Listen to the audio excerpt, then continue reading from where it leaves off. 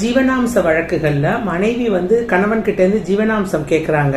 அப்போ கணவருடைய வருமானத்தை மட்டும் கணக்குல எடுத்துக்கலாமா, இல்ல மாமனார் மாமியார் நல்ல வசதியா இருந்து அவங்களுக்கு நிறைய சொத்து பத்து அவங்க கிட்ட இருந்ததுன்னா அதையும் நீதிமன்றம் கணக்குல எடுத்துக்குமா? ஜீவனாம்ச வழக்குகள்ல பாத்தீங்கன்னா மாமனார் மாமியாருக்கு எவ்வளவு சொத்து இருந்தாலும் அதை நீதிமன்றம் கணக்குல எடுத்துக்காது. கணவருக்கு எவ்வளவு இன்கம் வருது, அவர் பேர்ல எவ்வளவு சொத்து இருக்கு, அவர் பேர்ல எவ்வளவு கடன் இருக்கு அப்படிங்கறத affidavit of assets and liabilities கணவனும் தாக்கல் செய்ய வேண்டும், மனைவியும் தாக்கல் செய்ய வேண்டும். அதன் அடிப்படையில தான் கணவன் கிட்ட இருந்து எவ்வளவு ஜீவனாம்சம் மனைவிக்கு கொடுக்கலாங்கிறத நீதிமன்றம் தீர்மானிக்கும்.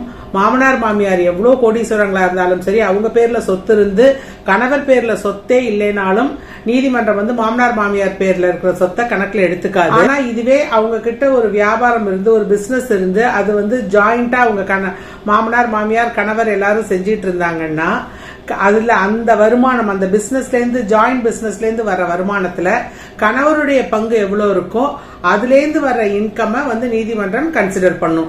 அதை பேஸ் பண்ணியும் ஜீவனாம்சம் கொடுக்கும்.